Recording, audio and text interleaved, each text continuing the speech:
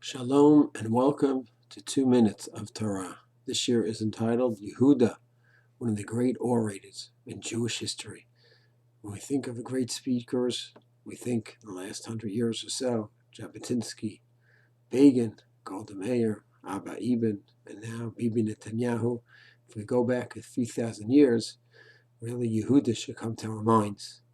If we look at word for word at his speech as he pleaded with the king of Egypt, he didn't know it was Yosaif, to go ahead and release Binyamin, at first glance it sounds like he's simply repeating the minutes of the previous encounters that they had. He says, first, you said this, you asked to see Binyamin, we said it would be hard for Yaakov to let go of Binyamin.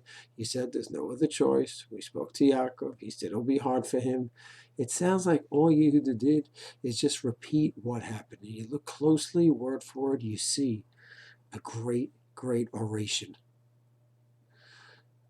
First of all, he spoke a little bit tough because he wanted to make his point. He implied, with respect, but he implied that power that he was speaking to, the second in command, was less than just.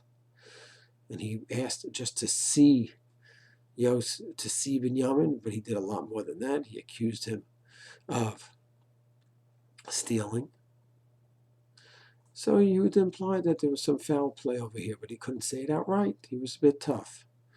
But to go ahead and be tough against the king is not exactly so simple. So he's also very submissive. Over a dozen times he mentions Eved, Avdaha, your servant. He somehow was able to balance out a bit of a tough approach with the submissive, humble approach. He also tried to tug at Yosef's heart as well. And he kept mentioning, my father, hoping that maybe this king has a heart and he has a soft place for an old man who's almost going to die because of the actions that he's putting him through. And what this reflects with Yehuda is you have some people who are very tough. That's their natures. They can speak very tough to people. Then you have some people who are meek, who can speak in a very submissive way. But a person who's a giant, who's not meek, who's not tough, but he's just a rational person, he can employ whatever midah, whatever trait is necessary at the time. So if it's necessary to be a little bit tough, then he's going to employ that tough approach, which Yehuda did. If it's important to go ahead and be a little bit submissive and keep talking about the fact that I'm your servant, he'll do that. If it's important to tug at Yosef's heart, and think that compassionate approach may work, so he'll put that in. And he'll keep mentioning, my father. And that is a great speaker.